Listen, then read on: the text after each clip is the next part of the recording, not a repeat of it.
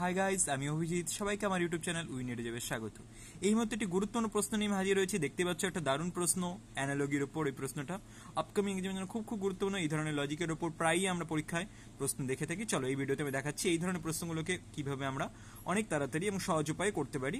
চলো, প্রথমে দেখো দেওয়া আছে পিআরটি ইজ টু দেওয়া আছে 81, মানে পিআরটি কে 81 লেখা হয়েছে। এফজিসি কে লেখা হয়েছে 49।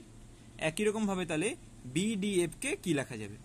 তাহলে এখানে দেখো আলফাবেট দেওয়া আছে আর এখানে দেওয়া আছে সংখ্যা। তাহলে আমাদের ফার্স্ট কাজ কি, আলফাবেট আর সংখ্যা দেওয়া থাকলে এগুলোকে আমরা প্লেস ভ্যালু বসাবো। দেখো পি এর প্লেস ভ্যালু কত হয় 16, আর এর প্লেস ভ্যালু হচ্ছে 18, আর টি এর প্লেস ভ্যালু হচ্ছে 20। এই তিনটাকে যোগ করলে কত হচ্ছে দেখো, 16 আর 18 34 আর 20 54। এবার 54 আসলো, কিন্তু এখানে আছে 81। তো 54 থেকে 81 আসতে গেলে আমরা কি করতে পারি? দেখো আরো একটু কাজ করতে হবে। এখানে কি কাজ করতে হবে?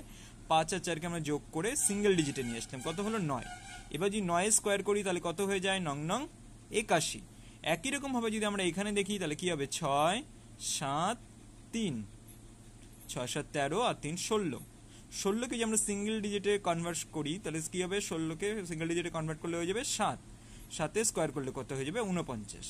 তাহলে একই রকম ভাবে যদি আমরা এখানে যাই তাহলে বিডিএফ এর মানে এখানে কি দেখবো? 2 প্লাস ডি এর প্লেস ভ্যালু হচ্ছে 4, এফ এর প্লেস ভ্যালু হচ্ছে 6। তাহলে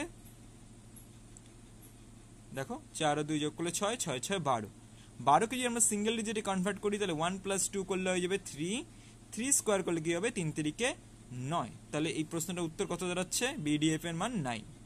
তো কেমন লাগলো লজিকটা অবশ্যই আমাকে কমেন্টে জানাবে। দেখাবে পরবর্তী ভিডিওতে। ততক্ষণ সবাই ভালো থাকবে, সুস্থ থাকবে। চ্যানেলটিকে অবশ্যই সাবস্ক্রাইব করবে, কারণ আমি প্রতিনিয়ত এই ধরনের ভিডিও এই চ্যানেলটাতে আমি আপলোড করে থাকি। তোমরা এই ভিডিওটা দেখবে, তোমাদের জন্য প্রস্তুতির ক্ষেত্রে অনেকটা হেল্পফুল হবে। ওকে, টাটা।